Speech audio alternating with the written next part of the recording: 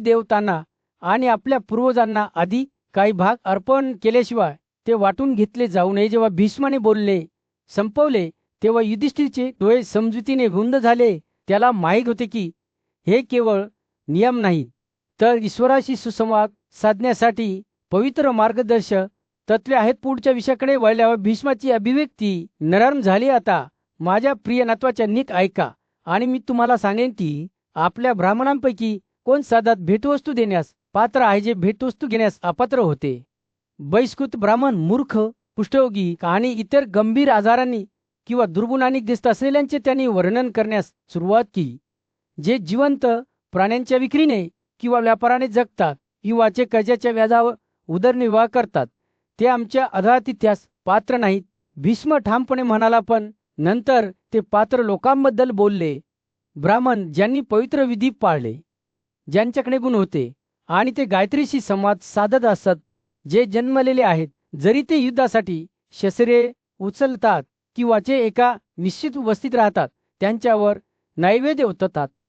राज्याभोवती सूर्य मावळत होता.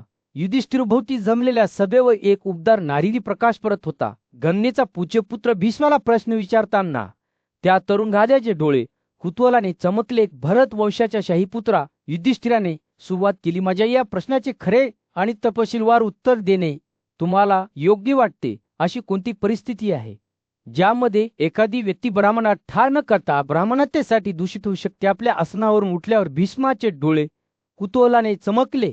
त्याला त्या दिवसाची आठवण झाली जेव्हा महान ऋषी आणि ज्येष्ठ व्यास यांनी त्याला हाच विषय समजावून सांगितला होता. पूर्वी भीष्म म्हणाला, मी व्यासाला ही बाब मला समजावून सांगण्याची विनंती केली होती. त्या प्रसंगी व्यासाने मला जे सांगितले ते आता मी तुम्हाला सांगेन. भीष्मचे विचार त्याच्या व्यासाशी झालेल्या भेटीकडे वळले. त्याला ऋषींचे दयाळुस्मित आणि शहाणपणाचे शब्द आठवले. व्यासाच्या उपस्थितीत सुधारणा करत भीष्म पुढे म्हणाला. मी त्याला संबोधित करत म्हटले, हे महान तपस्वी, तू वशिष्ठ वंशाचा चौथा माणूस आहेस. तू मला हे समजावून सांगशील का अशा कोणत्या परिस्थिती आहेत ज्यात एखादी व्यक्ती ब्राह्मणाला ठार न करता ब्राह्मणतेसाठी दोषी ठरते? युधिष्ठिराला त्यांचे वर्णन करायला सुरुवात करताच व्यासाचे शब्द पुन्हा भीष्माला उमटले. पराशराच्या कंबळेचा मुलगा मी अशा प्रकारे संबोधित केले. भीष्म म्हणाला, नैतिकतेच्या विज्ञानात कुशल त्याने मला खालील उत्तर दिले, जे एकाच वेळी उत्कृष्ट आणि निश्चिततेने घडलेले होते. ब्राह्मणतेला कारणीभूत ठरलेल्या परिस्थितीची गणना करायला सुरुवात करताच भीष्माच्या आवाजाने एक उदार स्वर घेतला. हे राजा, तुला माहीत असायलाच हवा, तो ब्राह्मणतेसाठी दोषी असलेला तो माणूस ज्याने स्वतःच्या इच्छेने सद्गुणी ब्राह्मणाला दान दिल्याबद्दल त्याच्या घरी आमंत्रित केले, त्यानंतर घरात काहीही नसल्याच्या बहाण्याने त्याला काही देण्यास नकार दिला, असे तो म्हणाला. भीष्माचे डोळे चिंतेने झाकलेले दिसत होते. तो म्हणाला, हे भरत, तू ब्राह्मणत्या करायला हवीस. तो म्हणाला, वेदात आणि त्यांच्या सर्व शाखांमध्ये शिकलेल्या ब्राह्मणाच्या जगण्याचे साधन नष्ट करणारा आणि सांसारिक प्राणी आणि वस्तूंच्या आसक्तीपासून मुक्त झालेला हा माणूस ब्राह्मणतेचा दोषी आहे.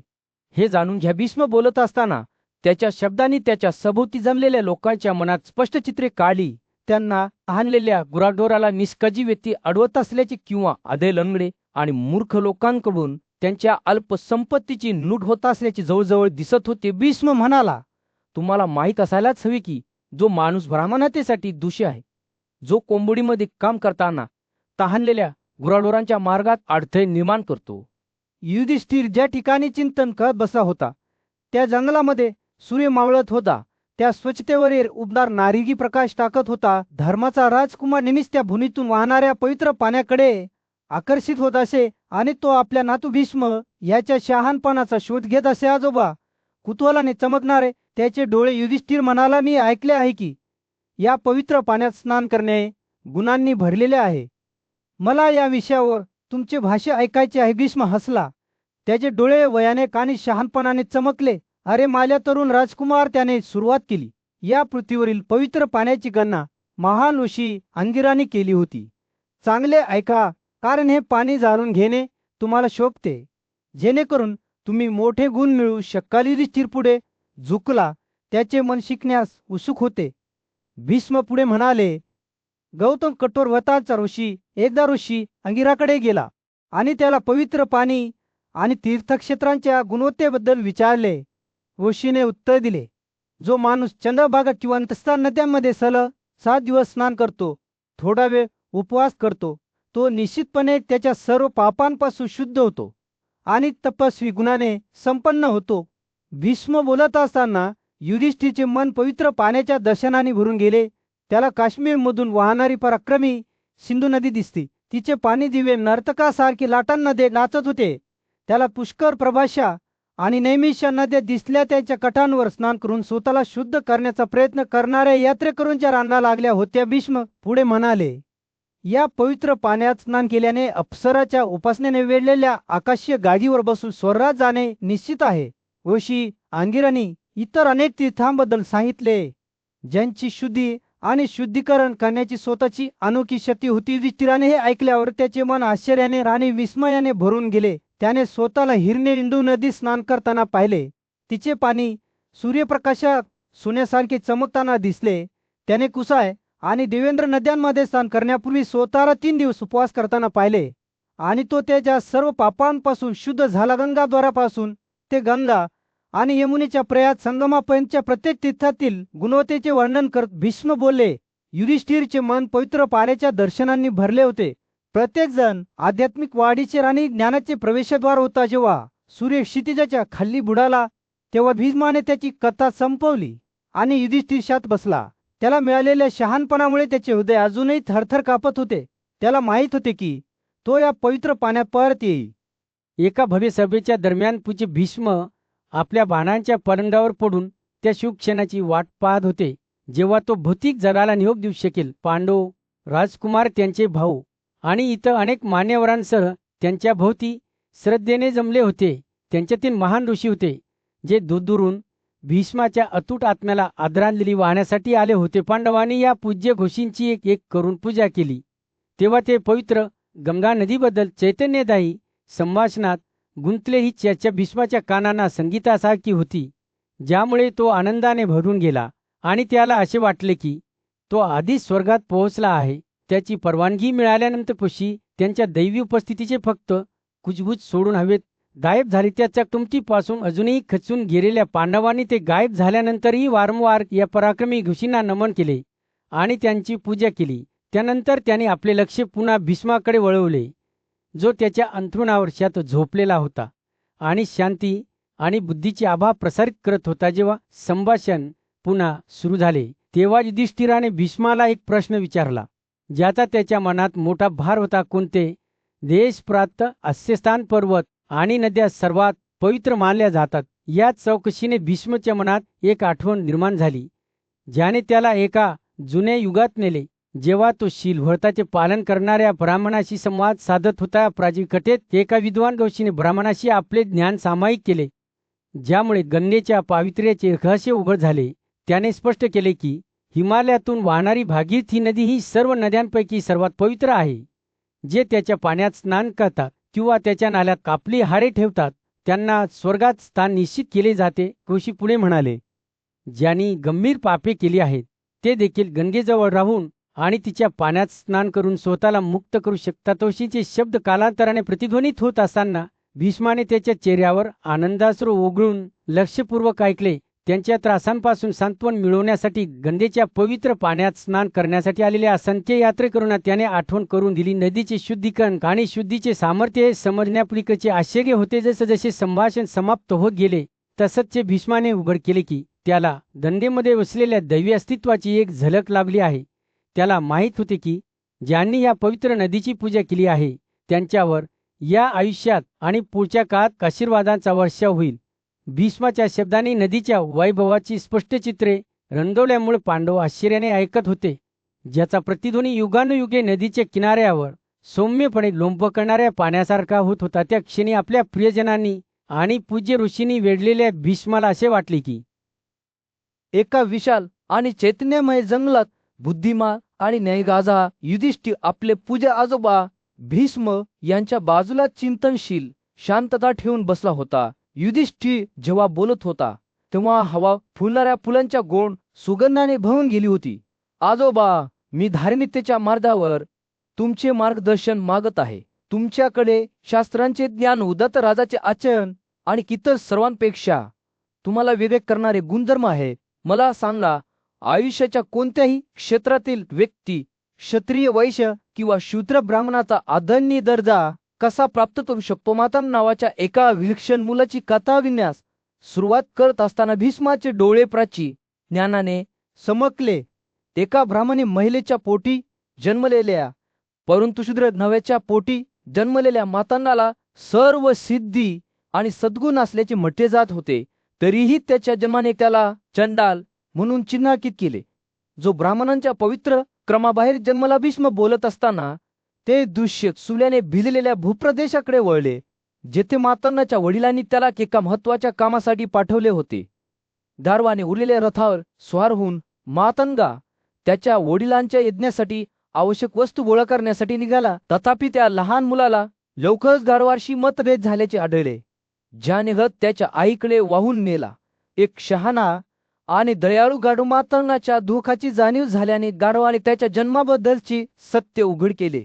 तू एक चंडाला आहेस, ब्राह्मणी स्त्री आणि शूद्र यांच्यातील संयोगातून जन्माला आलास.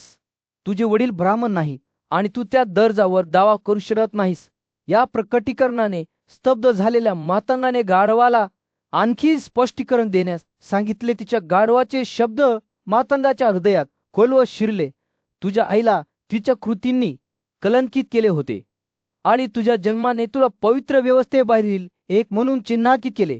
तू खरोखर कधीही ब्राह्मण होऊ शकत नाहीस. या सत्याने चिरडून मातंगा घरी परतला. त्याचे डोळे लाजाळूपणे झाले. परतल्यावर मातंगाच्या वडिलांनी त्याचे काम पूर्ण करण्यात आलेल्या अपयशाची चौकशी केली.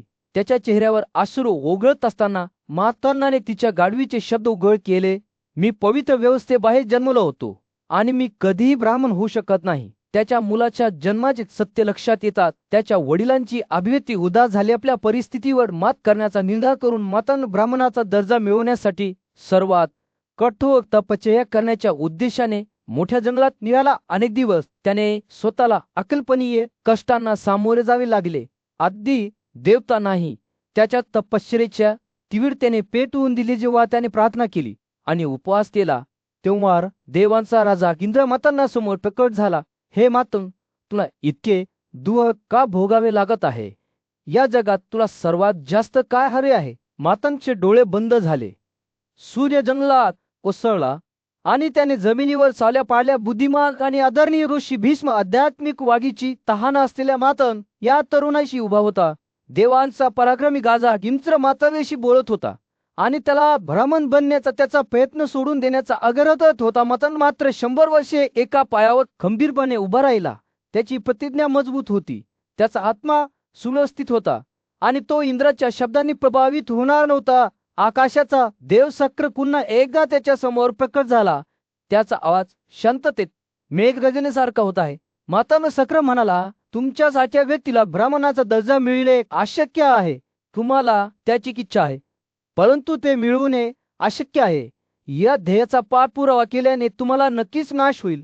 शक्राचे शब्द सावधगिरीने भरलेले होते. त्याचा स्वर कळगत पण सौम्य होता. मातंगाने लक्षपूर्वक ऐकले. त्याचे डोळे देवावर खिळले. त्याला माहित होते की साका सत्य बोलतो, तरीही तो आध्यात्मिक प्रगतीची त्याची इच्छा झटकू शकला नाही.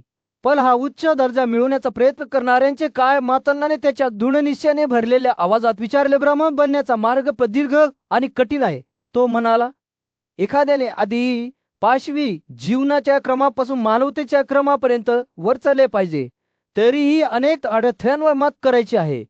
जर एखाद्याने पुक्कासा किंवा चंडाग म्हणून जन्म घेतला तर ते त्या पापी क्रमाने खूप दीर्घ काळासाठी भटकतील. किमान 1000 वर्षे. तरी मातंगाचा चेहरा खाली पडला. त्याचे डोळे शंकाने झाकले गेले.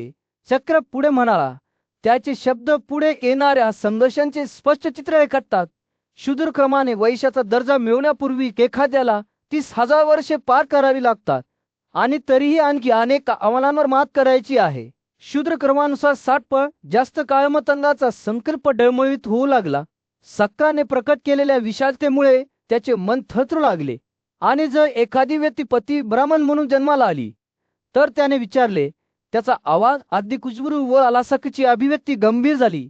त्या क्रमाने एखाद्याला दीर्घ कालावधीसाठी भटकावे लागते आणि तरीही आणखी अनेक अडथळे दूर करायचे आहेत. तर ती ब्राह्मण क्रमानुसार असलेल्या कालावधीपेक्षा 200 पट जास्त सक्राने पुढच्या मारण्याचे खरे स्वरूप उघड करताच मातांनाचे डोळे रुंद झाले. जेव्हा देवाने बोलणे संपवले तेव्हा मातानाला एक निराशेची भावना आपल्यावर ओढून घेत असल्याचे जाणवले. त्याला माहीत होते की तो ब्राह्मणाच्या पदाचा लोभ धरणे मूर्खपणाचा आहे. पण मग ढगांमधून फुटणाऱ्या सूर्यप्रकाशाच्या किरणांप्रमाणे त्याला सक्रतचे शब्द आठवले. जर एखाद्याला पराभूत करण्यात यश आले तर प्राचीन भारताच्या क्षेत्राची काठी आणि भक्तीची एक कथा उलगडत गेली. मातंग जो आपल्या अर्थाने बांधलेला एक माणूस योग ध्यानाच्या खोलवर बुडालेला 1000 वर्षे एका पायावर खंबीरपणे उभा राहिला. त्याचे समर्पण अतूट होते. तरी पराक्रमशाली इंद्र शब्द घेऊन त्याच्या समोर प्रकट झाला, ज्याने त्याच्या हृदयाला छेदले. मातंग सत्र म्हणाला, ब्राह्मणाच्या दर्जासाठीचा तुमचा शोध अशक्य आहे. चंडाल म्हणून तुमचा जन्म अशा उंचीवर चढणे अशक्य करतो.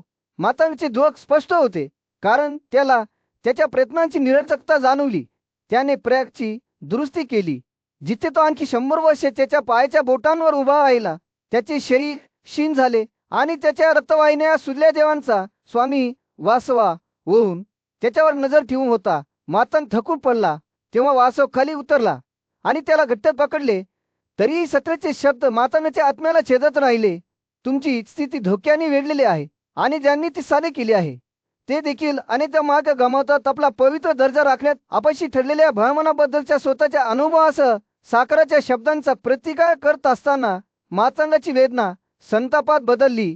त्याने असा युक्तिवाद केला की त्याची स्वतःची शिस्त, सर्व प्राण्यांप्रती करुणा आणि आत्मसंयम यामुळे तो सन्मार्य पदास पात्र ठरला. सत्राने दिलेल्या प्रतिसादामुळे मातंगाचा निधार बळकट झाला. हे सक्र, तू मला आणखी त्रास का देत आहेस? त्याने दुःखाने भरलेल्या त्याच्या आवाजात विचारले. तू आधीच मेलेल्या व्यक्तीला मारत आहेस. प्रत्येक क्षणारिक मातंगाचा संकल्प अधिक दृढ होत गेला. शेवटी इंद्राने त्याला एक वरदान देण्याचा आग्रह केला आणि मातंग त्याच्या अंतःकरणापासून म्हणाला, मला इच्छेनुसार कोणतेही रूप धारण करण्याची, आकाशातून प्रवास करण्याची आणि मला हवे ते सुख भोगण्याची शक्ती द्या. मला ब्राह्मण आणि क्षत्रिय या दोघांची स्वेच्छेने आराधना करू. देशकाचा प्रतिसाद वेगवान आणि दयाळू होता. तुम्ही हे देवता म्हणून ओळखले जाल. तुमची कीर्ती तिन्ही जगात अतुलनीय असेल. तुमचे नाव कायमचे जिवंत राहील. जसा वासव शिनहारमध्ये नाहीसा झाला, मातांची जीवनशक्ती कमी झाली, परंतु त्याचा आत्मा एका उच्च क्षेत्राकडे वळ गेला आणि म्हणूनच मातांची कथा भक्ती आणि चिकाटीच्या चिरस्थायी शक्तीचा पुरावा म्हणून काम करते. ब्राह्मणाची स्थिती जरी उंच असली तरी अनेकांसाठी दुर्लक्षित राहते, तर इतर ज्यांनी ती साधे केली आहे ते त्यांच्या कर्तव्यांमध्ये डगमगतात. तरी अतुट श्रद्धा आणि आत्मशिस्तीसह एखादी व्यक्ती जन्माच्या आणि सामाजिक स्थितीच्या सीमांना देखील ओलांडू शकते. एका भव्य आख्यायिकेदरम्यान ज्ञानी आणि न्यायिक शास्त्रज्ञ युधिष्ठिराने पूज्य घोषी भीष्माला ब्राह्मण दर्जा मिळवण्याविषयी विचारले. त्याने ऐकले होते की प्राचीन काळात विश्वामित्राने हे प्रतिष्ठित स्थान सहजपणे प्राप्त केले होते.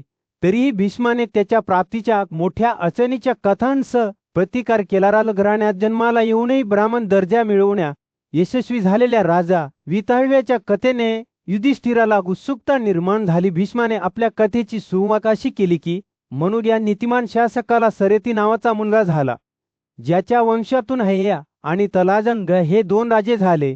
हे भाऊ त्यांच्या युद्ध कौशल्याबद्दल आणि त्यांच्या असंख्य पुत्रांसाठी ओळखले जात होते, ज्यांच्याकडे महान शक्ती, युद्धातील कौशल्य आणि वेदांबद्दलचे ज्ञान होते. वितळण्याच्या 100 पुत्रांच्या नेतृत्वाखाली हैयाने काशीच्या राज्यावर आक्रमण केले, ज्यावर खऱ्यास्वाने राज्य केले, जो त्याच्या नीतिमत्तेसाठी प्रसिद्ध राजा होता.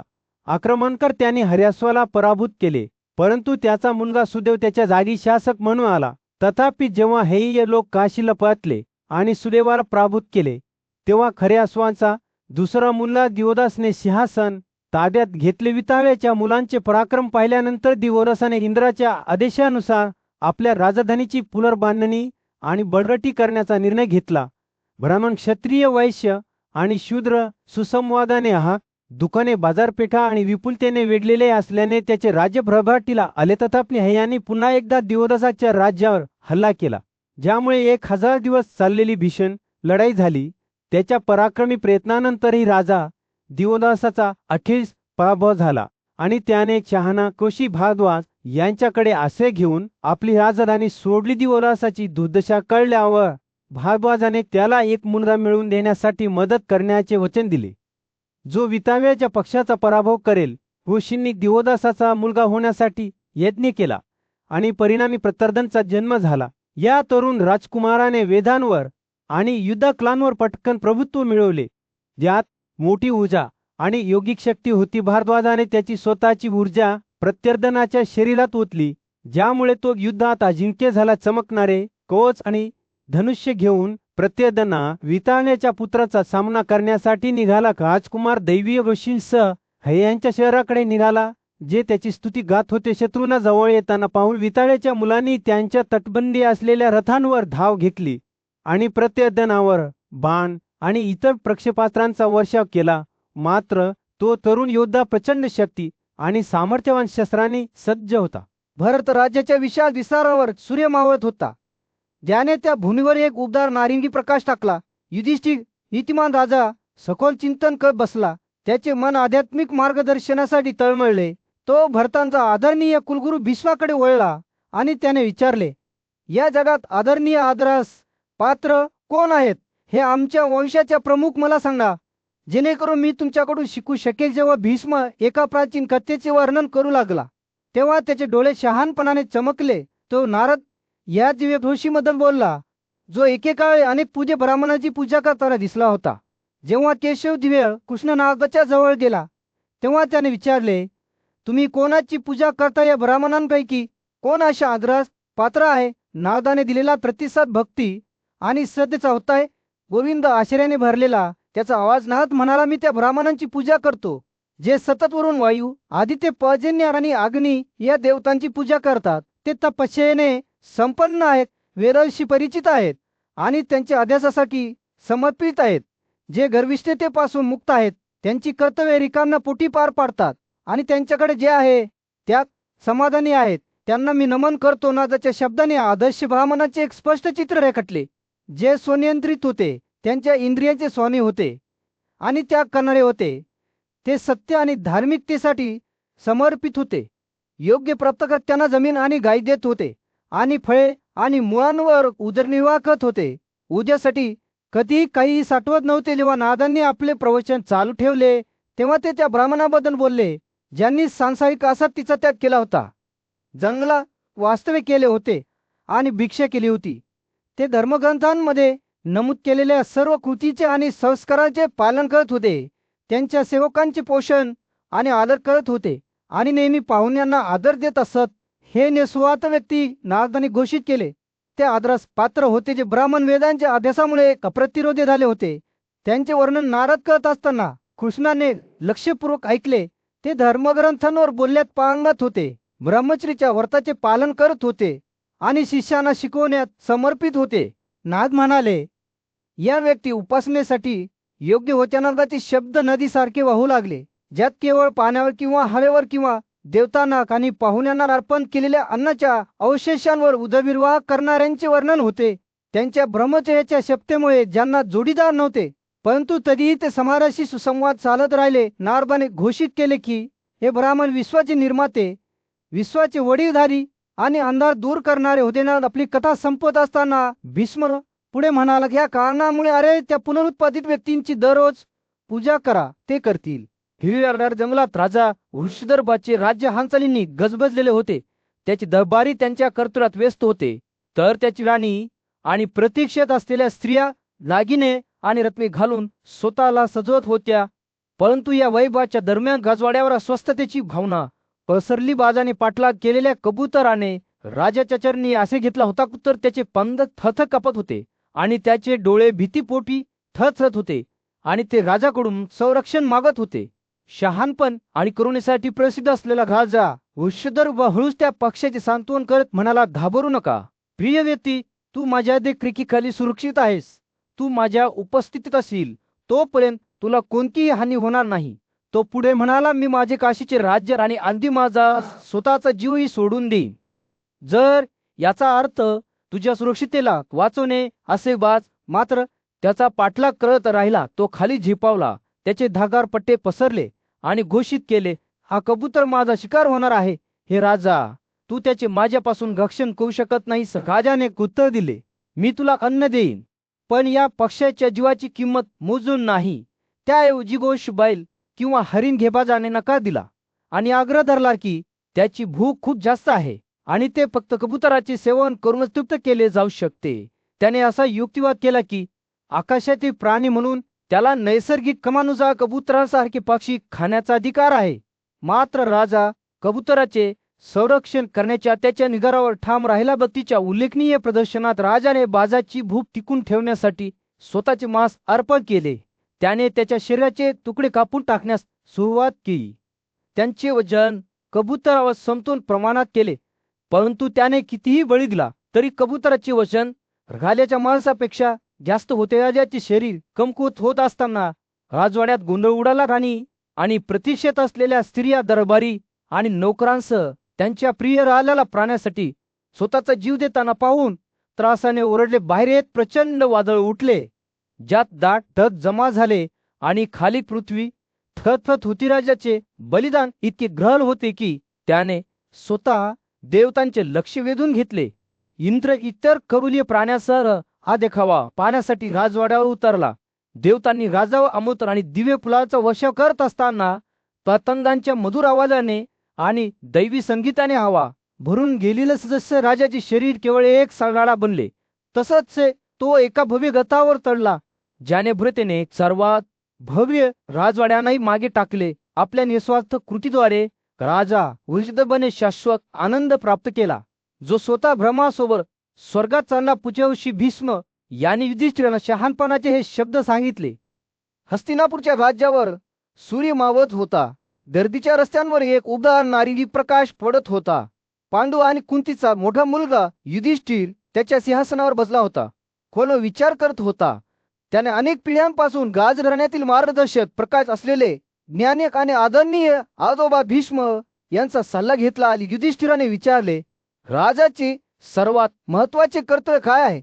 या आयुष्यात आणि पुढच्या आयुष्यात आनंद राखण्यासाठी मी कोणते कार्य केले पाहिजे? जेव्हा भीष्म बोलू लागला तेव्हा त्याचे डोळे शहाणपणाने चमकले. हे ब्राह्मणाची पूजा करणे हे राजाचे सर्वात मोठे कर्तव्य आहे. हीच खऱ्या आनंदाची आणि समृद्धीची गुरुकिल्ली आहे. राजाने त्याच्या राज्यात किंवा प्रांतात राहणाऱ्या वेदांमध्ये शिकलेल्या सर्व नीतिमान ब्राह्मणांना नेहमीच आदर दिला पाहिजे. जेव्हा भीष्म बोलत होता तेव्हा त्याने आपल्या हातांनी असे संकेत दिले जणू काही लांब आंधळी, दारी आणि भेदर डोळे असलेल्या ज्ञानी माणसांच्या प्रतिमा तयार केल्या आहेत. हे ब्राह्मण ज्ञान आणि शक्तीच्या स्वतःसारखे आहेत. त्यांच्याकडे अशी शक्ती आहे जी पराभूत केली जाऊ शकत नाही. एक शहाणपण आहे जी विश्वाच्या दूरच्या कोपऱ्यांपर्यंत पोहोचू शकते. भीष्माने ब्राह्मणांच्या विविध पैलूंचे वर्णन करताना युधिष्ठिराने लक्षपूर्वक ऐकले. काही दुर्वासासारखे उग्र आणि शक्तिशाली होते, तर इतर गौतमासारखे सौम्य आणि मृदुराशी होते. काही जादू आणि मंत्रांच्या कलांमध्ये कुशल होते, तर इतर तपश्चर्येच्या सरावासाठी समर्पित होते. ब्राह्मण केवळ विद्वान पुरुष नाही, भीष्मा आदराने म्हणाला, ते पृथ्वीवरील देव आहेत जे केवळ विचार करून राजा बनवू शकतात किंवा त्याला शून्य करू शकतात. ते प्रसिद्धी आणि बदनामीचे जनक आहेत आणि त्यांची स्तुती किंवा अपमान मनुष्याच्या जीवनाचा मार्ग बदलू शकतो. युधिष्ठिराने लक्षपूर्वक ऐकले आणि भीष्माने ब्राह्मणाला बदनाम किंवा अपमानित करण्याविरुद्ध इशारा दिला. त्यांचा अपमान करणे म्हणजे विनाशाला आमंत्रण देणे आहे असे ते म्हणाले. त्यांच्या शक्तीला कमी लेखू नये आणि जे त्यांना इजा पोहोचवण्याचा प्रयत्न करतील त्यांना लवकरच गैरसोयीला सामोरे जावे लागेल. जसा सूर्य क्षितिजाच्या खाली बुडाला, राजाची गडद निवी सावली राजावर पडली, तसंच हे भीष्माचे शब्द आव्हानासारखे हवेत तरंगले. युधिष्ठिराला माहित होते की त्याला एक गंभीर कर्तव्य देण्यात आले आहे. त्याच्या राजाचा कणा असलेल्या ब्राह्मणांबद्दल आदर दर्शविणे. त्या क्षणी त्याला समजले की राजा आणि राज्यांच्या भवित्र्याला आकार देण्याचे सामर्थ्य असलेल्या ज्ञानी पुरुषांचा सन्मान करूनच खरा आनंद आणि समृद्धी प्राप्त केली जाऊ शकते. एका भव्य सभेमध्ये भीष्म उंच उभा होता. त्याचे डोळे ब्राह्मणांच्या पवित्र व्यवस्थेबद्दल सखोल आदराने चमकत होते. एखाद्याने गेमीत ब्राह्मणांची अत्यंत आदरपूर्वक पूजा केली पाहिजे असे त्याने घोषित केले. त्याचा आवाज दुननिशाने भरलेला होता. ते सोमचे राजे आहेत आणि तेच इतरांना आनंद आणि दूर देतात. भीष्म बोलत असताना सभा लक्षपूर्वक ऐकत होती. त्यांचे चेहरे आश्चर्याने चमकत होते, कारण ब्राह्मणांच्या नजरेत यापेक्षा मोठे सत्य नव्हते की राजाची शांती आणि आनंद त्यांच्या आदर आणि भक्तीतून वाहतो. एका पराक्रमी नदीप्रमाणे त्याने सर्व सजीवांचे पोषण केले, ज्यामुळे भूमीला सुपीकता आणि तेथील लोकांना समृद्धी मिळाली. भीष्मचे शब्द युगानुयुगे प्रतिध्वनित होत राहिले, जे नारदाने त्याला हे पवित्र ज्ञान फार पूर्वी दिले होते. त्याच्या काळातील ज्ञानाचा पुरावा आहे. शुद्ध वर्तन आणि ब्रह्मपरिपूर्णतेच्या ब्राह्मणांचा जन्म एका राज्यात होऊ द्या, अशी भीष्माने विनवणी केली. त्याचा आवाज उत्कटतेने उठला, कारण ते सर्व प्राण्यांचे अधिष्ठाता आहेत आणि ब्राह्मणापेक्षा मोठे काहीही नाही. ते बोलत असताना सभागृहाच्या डोळ्यासमोर प्राचीन वीरांचे दर्शन नाचत होते. तजनांवर विजय मिळवणारे भृगुनिपांवर विजय मिळवणारे अन्यांचा मुद्रा आणि वितानांवर विजय मिळवणारे भारद्वाज, तरीही त्यांचे युद्ध कौशल्य असूनही जे क्षत्रिय ब्राह्मणाची बरोबरी करू शकले नाहीत, ज्यांच्याकडे कळ्या हरणांच्या कातडीशिवाय काही नव्हते, ते विलीन झाले होते. संदर्भात भीष्माने स्वतः वासुदेव आणि पृथ्वी यांच्यातील प्राचीन संभाषणाचे वर्णन केले. देवी एका साध्या परंतु सखोल सत्याबद्दल बोलली की एखाद्याने ब्राह्मणांची सेवा केली पाहिजे, कारण त्यांच्या श्रद्धेमुळे सर्व अशुद्धता नष्ट झाल्या, समृद्धी निर्माण झाली, कीर्ती उदयास आली आणि आत्म्याची बुद्धिमत्ता किंवा ज्ञान प्रकट झाले. प्रवचन आश्चर्याने ऐकलेल्या महादेवाने आश्चर्याने म्हटले, उत्कृष्ट उत्कृष्ट, आणि देवीला योग्य स्वरूपात सन्मानित केले. आणि धन भक्तीने चमकणारे त्याचे डोळे भीष्म अर्जुनाकडे वळले आणि म्हणाले, पृथ्वी आणि माधव या देवीमधील हे प्रवचन ऐकल्यानंतर, हे प्रीताचे पुत्र, तू नेहमी सर्वश्रेष्ठ ब्राह्मणांची प्रसन्न आत्म्याने पूजा कर. असे केल्याने तुला खरोखर जे खूप फायदेशीर आहे ते मिळेल. उज भीष्म चिंतनशील शांततेत बसला. त्याचे डोळे हस्तिनापूरच्या राज्याकडे पाहत होते. युधिष्ठिर नीतिमान झाला. आदर आणि कुतूहलाने त्याच्या जवळ आला. वृद्ध योद्ध्याचे शब्द सौम्य प्रवासाके वाहू लागले, ज्यामुळे हवा शहाणपणाने भरून गेली. धान्य राजा भीष्म म्हणाला, सर्व प्राणी ब्राह्मणांचा आदर करतात, केवळ त्यांचा जन्मच त्यांना पावित्र्याची आभा प्रदान करतो. त्यांना कोणत्याही मेजवानीतून प्रथम खाण्याचा अधिकार आहे, कारण ते स्वतः देवांचे तोंड आहे. देवता ब्राह्मणांच्या तोंडातून त्यांना अर्पण केलेल्या अन्नामध्ये भाग घेतात. जेव्हा भीष्म बोलत होते तेव्हा त्यांच्या आवाजात आदर आणि भीतीची एक रेखा होती. जीवनातील महान वस्तू, धार्मिकता, संपत्ती, आनंद आणि मुक्ती या सर्व गोष्टी ब्राह्मणांमधून वाहतात. ते या विश्वातील सर्व प्राण्यांचे मित्र आहेत. त्यांची बुद्धी आणि ज्ञान आपल्याला आपल्या सर्वोच्च क्षमतेकडे मार्गदर्शन करते. भीष्म थांबला. त्याचे डोळे प्राचीन आठवणींनी चमकले. असे म्हटले जाते की ब्राह्मणांची निर्मिती केल्यानंतर ब्रह्मदेवाने स्वतः त्यांची कर्तव्ये निश्चित केली. ब्राह्मणाने त्याच्यासाठी जे विहित केले आहे त्यापेक्षा दुसरे काहीही करू नये असे निर्मात्याने ठरवले. त्यांच्या पवित्र कर्तव्यांद्वारे संरक्षित आणि मार्गदर्शित ते इतरांचे संरक्षण करतील आणि असे करताना मोठी समृद्धी प्राप्त करतील. त्या म्हाताऱ्या योद्ध्यांच्या शब्दांवर भक्तीची उधळण होत होती. त्याच्या आवाजात अधिकारांची हवा होती. त्यांच्यासाठी ठेवलेल्या मार्गाचे अनुसरण करून ब्राह्मण अन्न आणि अर्पणांच्या बाबतीत आधी गुलांवरही प्राधान्य मिळवण्यास पात्र ठरतील. त्यांची ब्रह्म समृद्धी एक प्रकाशचे स्तंभ असेल, जी सर्वांना धार्मिकतेकडे मार्गदर्शन करे. जेव्हा भीष्म बोलत राहिला तेव्हा युधिष्ठिर लक्षपूर्वक ऐकत होता. त्याचे मन शहाणपणाने पीत होते. त्या म्हाताऱ्या योद्ध्याने त्या विविध जमातींचे वर्णन केले, जे एकेकाळी क्षत्रिय होते, परंतु ब्राह्मणांकडे दुर्लक्ष करून शूद्रांमध्ये पतित झाले होते. तो असुराबद्दल बोलला, ज्यांनी ब्राह्मणांप्रती असलेल्या शत्रुत्वामुळे समुद्राच्या खोल भारात आश्रय घेतला होता. अवकाश किंवा आकाशाच्या घटकाला स्पर्श करणे अशक्य आहे. भीष्माने घोषित केले, हिमावत पर्वत स्थिर आहेत आणि गंगेच्या प्रवाहाचा प्रतिकार केला जाऊ शकत नाही, परंतु ब्राह्मणा ते न थांबणारे आहेत. त्यांची शक्ती आणि सामर्थ्य ही गणना करण्यासाठी एक शक्ती आहे. भीष्माच्या शब्दांचा शेवट गंभीरतेच्या भावनेने झाला. हे पापरहित व्यक्ती तिच्या समुद्राच्या पट्ट्यासह संपूर्ण पृथ्वीच्या सार्वभौमत्वाचा आनंद घेणे. जर तुम्हाला खरोखरच शहाणपणाचे वाटत असेल तर तुम्ही नेहमी भेटवस्तू आणि आज्ञाधारक सेवासह त्यांची पूजा करा.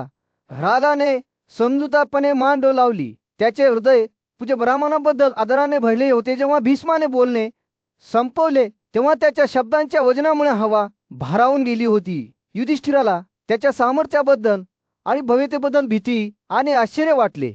एका मेळाव्याच्या दरम्यान भीष्माचे डोळे प्राचीन काळातील कथेने चमकले. ऐका हे युधिष्ठिर, तो म्हणाला. त्याचा आवाज आश्चर्यचकित करणारा आहे. मी सक्रक आणि समोराची कथा सांगेन, एक अशी चकमक जी त्यांच्या जीवनाचा मार्ग कायमचा बदलून टाकेल. जुन्या काळात चक्र, घट्ट कुलूप आणि राखाने आच्छादलेले शरीर असलेल्या एका विनम्र तपस्वीच्या वेशात असुर राजा समूहाच्या उपस्थितीत शिरकाव करत होता. चक्र जवळ येताच हवा अपेक्षेने दाट झाली होती.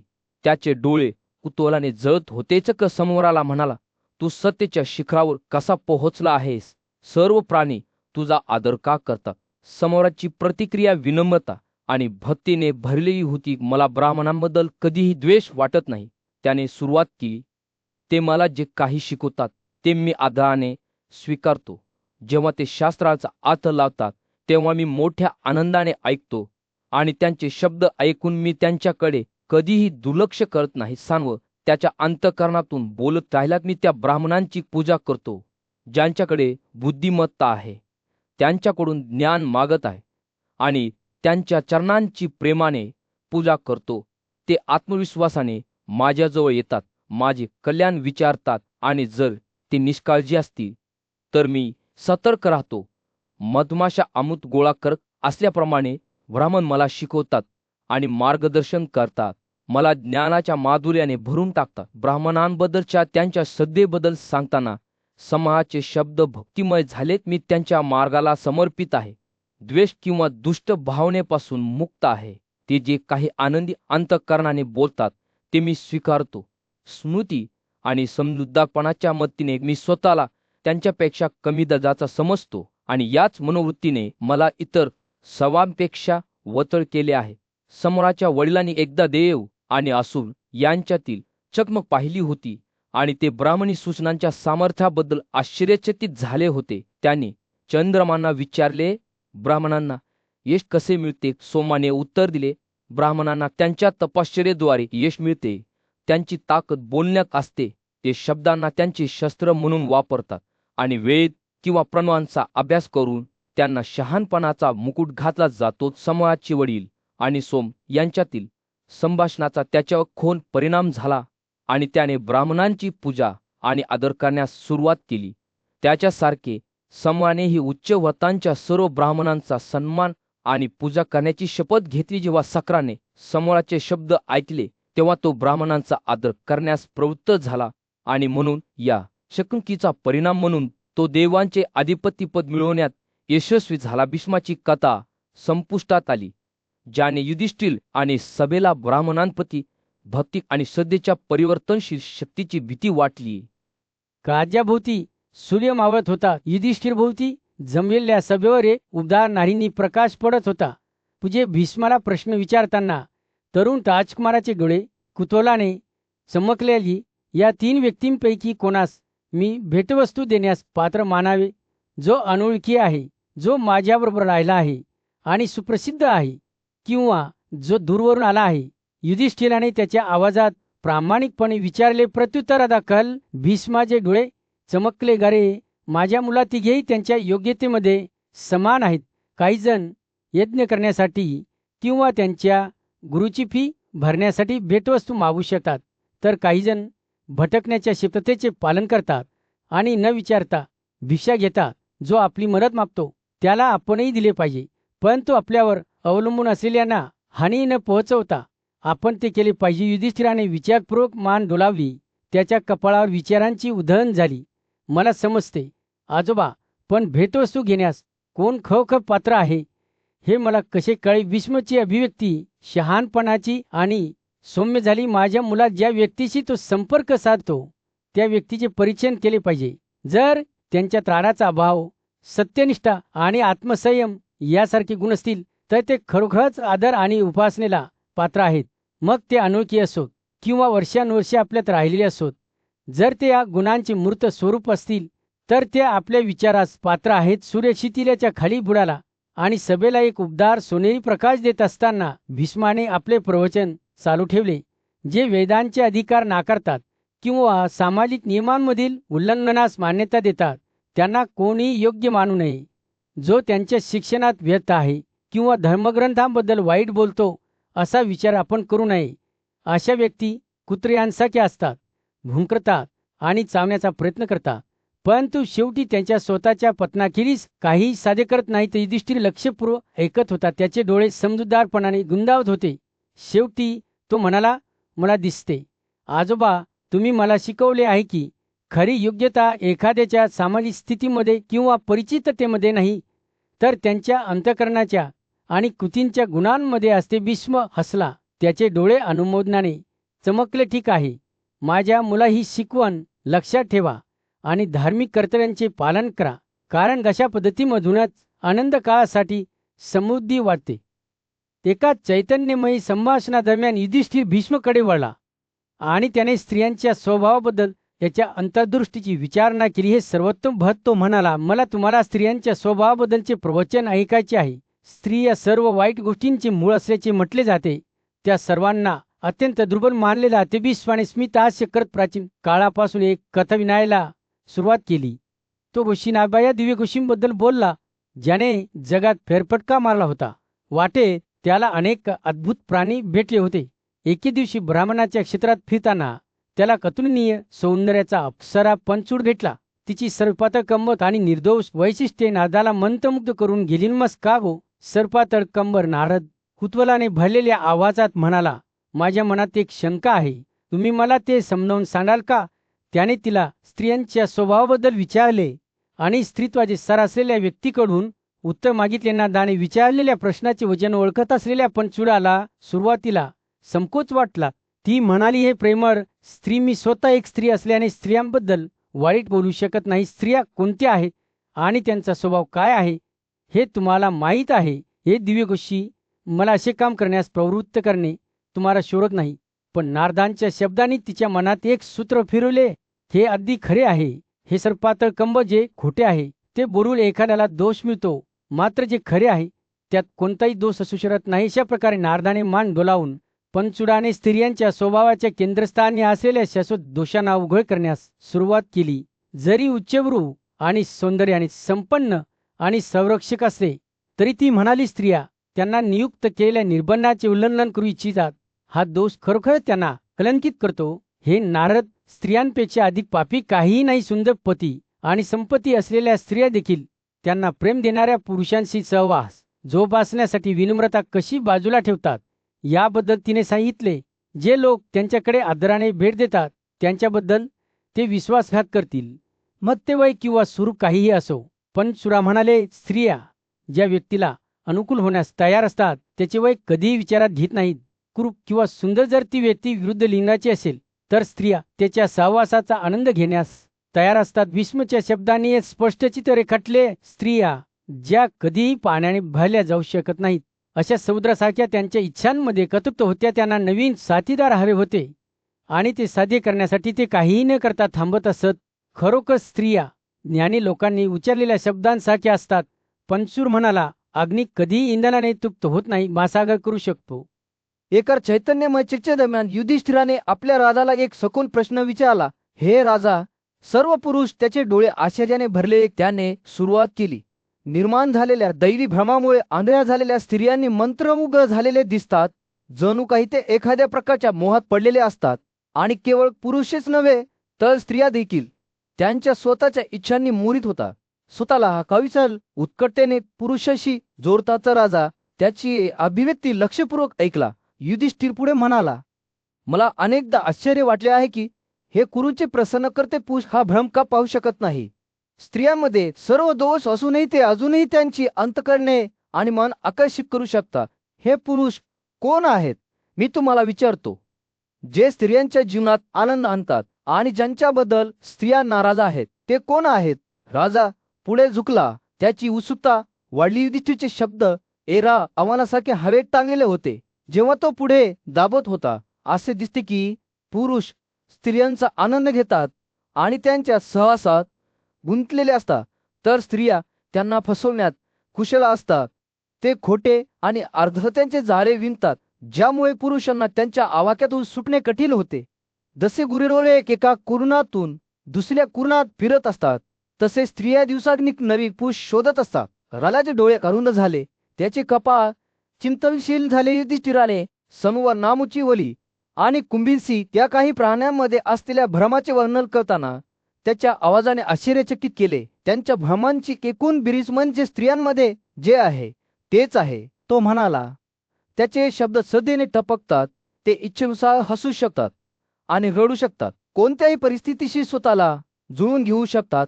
त्यांच्याकडे एक चतुर बुद्धिमत्ता आहे, ज्याची तुलना महान विद्वानांनीही करू शकत नाही. वृषस्पती स्वतः त्यांना यापेक्षा चांगले शिकू शकले नसते. राजा सरळ उभा राहिला आणि युधिष्ठिराने आणखी एक प्रश्न विचारला.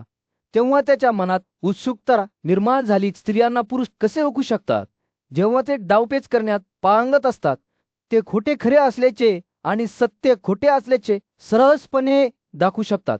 ते कोणत्या प्रकारचे विज्ञान वापरतात? तर राजाचे डोळे कुतूहलाने चमकले. युधिष्ठिराने विचारलेल्या प्रश्नाची सखोलता समजून घेण्यासाठी त्याचे मन धावू लागले. युधिष्ठिरच्या शब्दांनी एक स्पष्ट चित्र रेखाटले. स्त्रिया कोणत्याही परिस्थितीनुसार त्यांचे अन्न बदलत असलेल्या गिरकिटांसारख्या होत्या. मग त्यांना आदराने वागवले गेले किंवा तिरस्काराने वागवले गेले. त्यांच्यात पुरुषांची डोकी फिरवण्याची आणि त्यांची अंतकरणे हलवण्याची विलक्षण क्षमता असल्याचे दिसते. अगदी महान विचारवंतांनीही आदराने रंगलेल्या त्यांच्या आवाजात स्त्रिया सद्गुणी प्राणी आहेत हे मान्य केले आहे. परंतु हे ते पुरुषाशी ज्या प्रकारे वागतात त्याच्याशी कसे जुळवून घेतले जाऊ शकते? राजा आपल्या सिंहासनावर मागे झुकला विचारशील. गहन संभाषणाच्या दरम्यान भीष्म युधिष्ठिराकडे वळला आणि एक प्राचीन कथा सांगण्यास सुरुवात केली, ज्याने स्त्रियांबद्दलचा त्याचा दृष्टिकोन कायमचा बदलला. हे पराक्रमी शस्त्रधारी, तू म्हणतोस तसे आहे. युधिष्ठिराने स्त्रियांबद्दल सांगितलेल्या शब्दांमधील सत्य स्वीकारत भीष्म म्हणाला. त्यानंतर भीष्म विपुल या ज्ञानी आणि शक्तिशाली ऋषींबद्दल बोलले, जो फार पूर्वी जगला होता. हा उदात्त आत्मा असलेला विपुल समाजाने निर्धारित केलेल्या मर्यादेत महिलांना गोखण्याच्या त्याच्या क्षमतेसाठी प्रसिद्ध होता.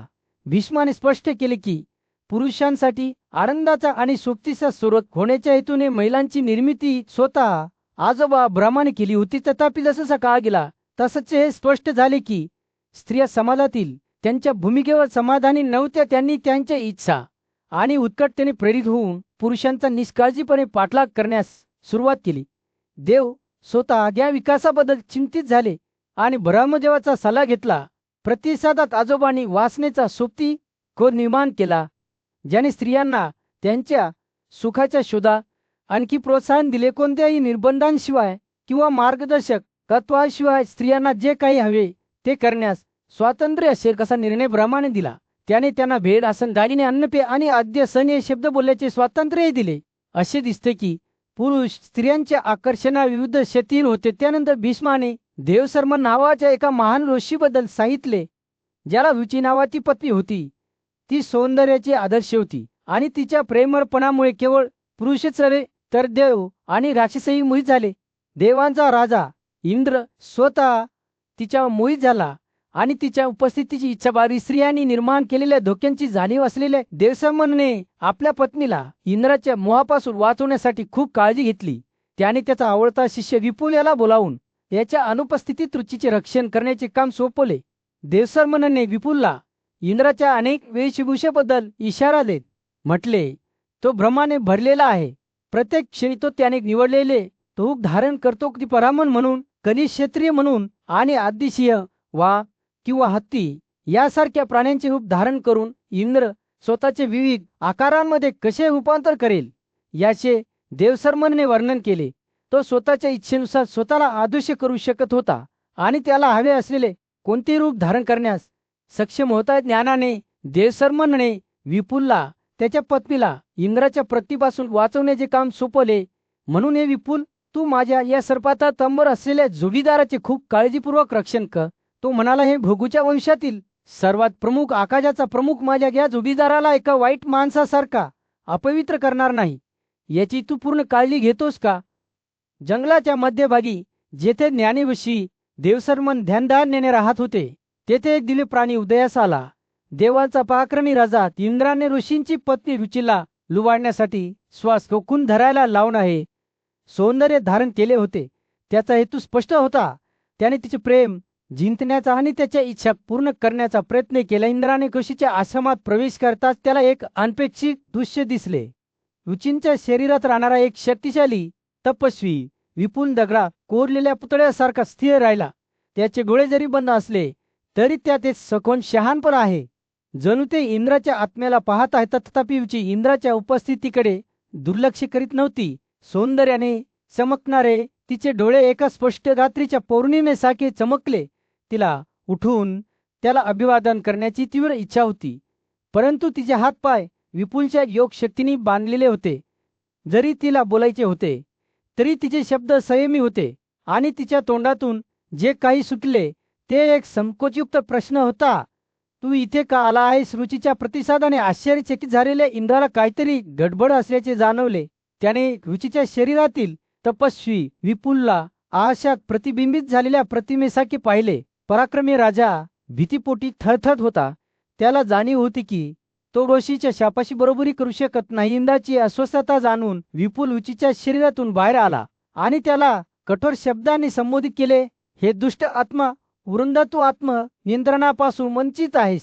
तू गौतमचा शाप विसरला आहेस, ज्याने तुझ्या शरीराला 1000 लिंग चिन्हांनी विकृत केले आहे. मला माहीत आहे की तू मूर्ख आहेस, अशुद्ध आत्मा आणि अस्थिर मनासह इंद्र लाले भारावून अदृश्यतेकडे मागे सरकला आणि विपुलच्या फटकाऱ्याच्या प्रतिध्वनीने भरलेले जंगल मागे सोडले. देवांचा राजा नजरेतून गायब होताच देवसर्मन त्याच्या आश्रमात परतला. जो उलगडत असलेल्या नाटकाबद्दल अनभिज्ञ होता. शेवटी जेव्हा देवसर्मन आला तेव्हा विपुलाने त्याचे स्वागत केले, ज्याने इंद्राच्या भेटीच्या घटना आणि रुचीच्या संयमाचे अभिमानाने वर्णन केले. विपुलच्या आचरणामुळे आणि भक्तीमुळे ऋषी आनंदाने भरून गेले आणि त्याने त्याला एक वरदान देऊन सन्मानित केले. तू कधी धार्मिकतेपासून दूर जाणार नाहीस किंवा दूर जाणार नाहीस. त्याच्या गुरुच्या आशीर्वादाने विपुल जंगलात आणखी कठोर तपश्चर्या करण्यासाठी निघून गेला. देवसर्मन आणि त्याची पत्नी रुची त्यांच्या एकांतवासात स्थायिक झाले. इंद्राला घाबरत नव्हते, ज्याने इतक्या सहजतेने वाल आणि वृत्रचा वध केला होता. या शांत वातावरणात ज्ञानी ऋषी आणि त्याच्या समर्पित शिष्याने योगाच्या अविचल सामर्थ्याने आणि सद्गुणांप्रती अतूट बांधिलकीद्वारे मार्गदर्शित धार्मिकतेचा पाठपुरावा सुरू ठेवला. दूरच्या काळात भीष्म विपुल या महान तपस्वीबद्दल बोलले, ज्याने कठोर तपश्चर्या करून आपल्या गुरुची आज्ञा पूर्ण केली होती. प्रचंड ऊर्जेसह विपुल शेवटी स्वतःला पुरेसे तपस्वी गुण असल्याचे मानत होता आणि तो आपल्या पराक्रमासाठी प्रसिद्ध होऊन निर्भीकपणे पृथ्वीवर भटकत होता. विपुलाने आपल्या तपश्चर्येद्वारे दोन्ही जग जिंकले होते असा समर्थवान भार्गवाचा विश्वास होता. तथापि अंगांचा शासक चित्रार्थाशी विवाह झालेल्या रुचीची बहीण प्रभावतीच्या सन्मानार्थ लवकरच भेटवस्तू देण्याचा सोहळा होणार होता. जेव्हा रुची तिच्या बहिणीच्या राजवाड्यात जात होती तेव्हा तिने तिच्या केसांवर आकाशातून उचललेली फुले घातली होती. अंगांच्या राणीने ती दिव्य फुले पाहिल्यावर रुचींना तिच्यासाठी काही आणण्याची विनंती केली. रुचीचा पती देवसर्मन याने विपुलाला बोलावून घेतले आणि त्याला त्या फुलांपैकी आणखी काही आणण्याचे आदेश दिले, ज्यात खूप सौंदर्य आणि सुगंध असल्याचे म्हटले जात होते. त्याच्या गुरुचा आदेश बिनशर्त स्वीकारत विपुल रुचींनी फुले उचलली होती. ती जागा शोधण्यासाठी निघाला. जेव्हा तो त्या ठिकाणी पोहोचला तेव्हा विपुलला जमिनीवर विखुरलेली ताजी फुले दिसली, जणू ती त्यांच्या झाडातून नव्याने तोडली गेली आहेत. त्याने ही दिव्य फुले घेतली आणि त्याच्या कठोर तपश्चर्येमुळे त्याला हे बक्षीस मिळाले आहे हे जाणून त्याला खूप आनंद झाला. हातात फुले घेऊन विपुल चंपा शहराकडे निघाला. वाटेत त्याला हातात हात घालून चालणारे एक मानवी जोडपे दिसले, परंतु त्यांच्यापैकी एकाने दुसऱ्यापेक्षा जलद पाऊल उचलल्याने त्यांची हालचाल विस्कळीत झाली. दोघांमध्ये वाद निर्माण झाला, कारण दोघांनीही ते बरोबर आणि दुसरे चुकीचे असल्याचा आग्रह धरला. त्यांच्यात वाद होत असताना दोघांनी अचानक शपथ घेऊन विपुलचे नाव घेतले, ज्यात असे म्हटले गेले की जो कोणी खोटे बोलेल त्याला पुढच्या जगात विपुलचा अंत होईल. हे शब्द ऐकून विपुलचा चेहरा दुःखी झाला आणि तो त्याच्या भूतकाळातील कृतींचा विचार करू लागला. त्याने विचार केला की त्याने कठोर तपश्चर्या कशी केली, पण तरीही त्याला अशा वेदना आणि दुःखाला सामोरे जावे लागले. हे जोडपे आणि पुरुषांच्या दुसऱ्या गटाने फासे खेळून पुढच्या जगात त्याचा शेवट सर्वात वेदनादायक असल्याचे सांगणारे पाप काय असू शकते. जेव्हा विपुलाने विचार केला तेव्हा त्याला सोने आणि चांदीपासून बनवलेल्या फासेच्या गरमागम खेळात गुंतलेल्या इतर 6 पुरुषांचा सामना करावा लागला. त्याने आधीच्या जोडप्याप्रमाणे शपथ घेतली, ज्यात म्हटले होते की जो कोणी अयोग्यपणे वागेल त्याला विपुलचा अंत होईल. हा शाप ऐकून विपुलचे मन दुःखाने जळून खाक झाले, कारण त्याला त्याच्या भूतकाळातील कोणत्याही उल्लंघनाची आठवण येत नव्हती. दिवस गेले आणि विपुल चिंतेने जळत राहिला. पण मग त्याच्या मनात एक आठवण आली. ज्या पद्धतीने त्याने आपल्या गुरुच्या पत्नीला इंद्रच्या डावपेचांपासून वाचवले, तिच्या शरीरात शिरकाव करून अंगात ठेवून आणि चेहऱ्यावर तोंड ठेवून जरी त्याने असे केले असले तरी त्याने त्याच्यापुढे सत्य उघड केले नव्हते. सूर्य जंगलावर मावळत होता. झाडांवर एक उबदार नारिंगी प्रकाश टाकत असताना भीष्म एका खडकावर बसून आपल्या राजाला एक कथा सांगत होता.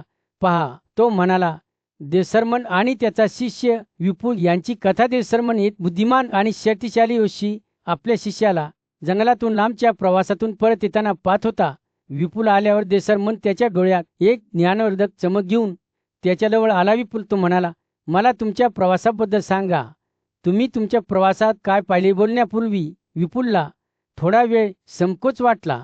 महान ऋषी, मी अनेक गोष्टी पाहिल्या. मला 2 प्राणी भेटले जे मला चांगले ओळखत होते.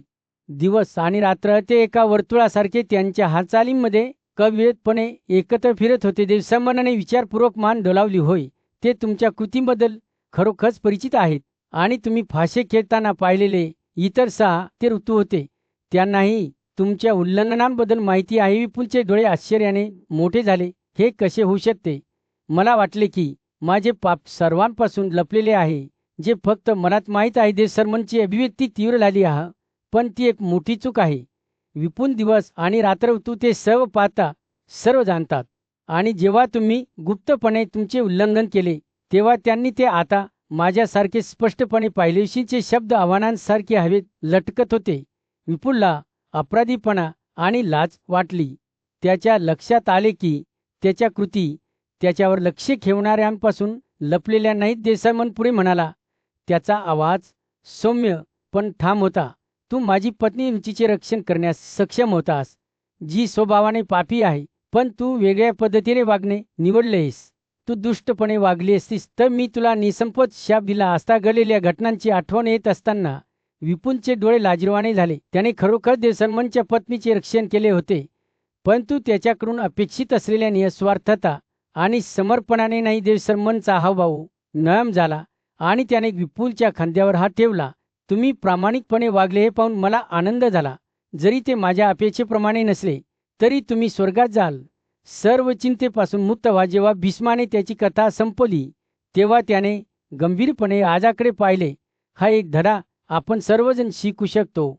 स्त्रियांना प्रलोभन आणि हानीपासून वाचवण्याचे महत्त्व, कारण ते पृथ्वीसारखेच आहेत, ज्याने त्यावर राहणाऱ्या सर्व गोष्टींचे समर्थन केले आहे, आणि जे त्यांना हानी पोहोचवण्याचा प्रयत्न करतील त्यांना त्याचे परिणाम भोगावे लागतील. भीष्मचे शब्द हवेत लटकत असताना सूर्य शिथिलाच्या खाली बुडाला, जे स्त्रियांचे सामर्थ्य आणि वैभव ऐकणाऱ्या सर्वांना आणि त्याचे महत्त्व आठवण करून देणारे होते.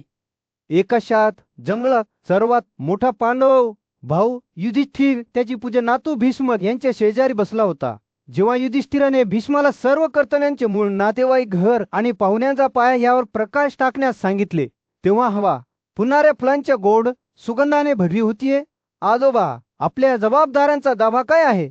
युधिष्ठिराने त्याचे डोळे ज्ञानाच्या तीव्र उत्कटतेने भरून विचारले. स्वतःच्या मुलीचे लग्न सर्व कर्तव्यांमध्ये आघाडीवर नाही का? भीष्म चेहऱ्यावर सौम्य स्मित ठेवून विवाहाची गुंतागुंत आणि त्याचे विविध प्रकार समजावून सांगू लागला.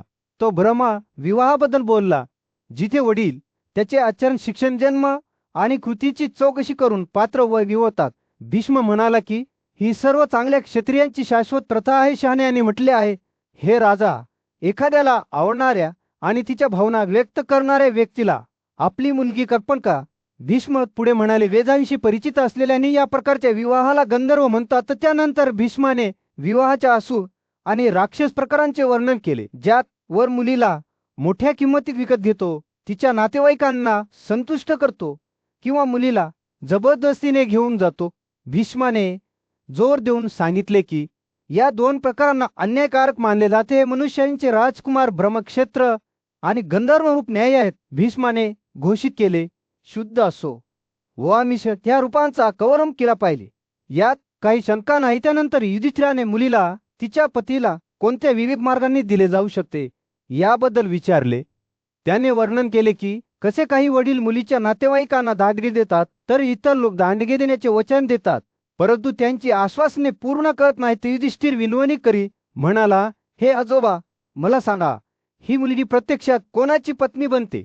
ज्यांना सत्य जाणून घ्यायचे आहे त्यांच्यासाठी तुम्ही पाण्याचा डोळा आहात. भीष्म हसला आणि तो हे स्पष्ट करू लागला की मनुष्यांच्या ज्या कोणत्याही कृतींना शहाण्यांनी मान्यता दिली आहे किंवा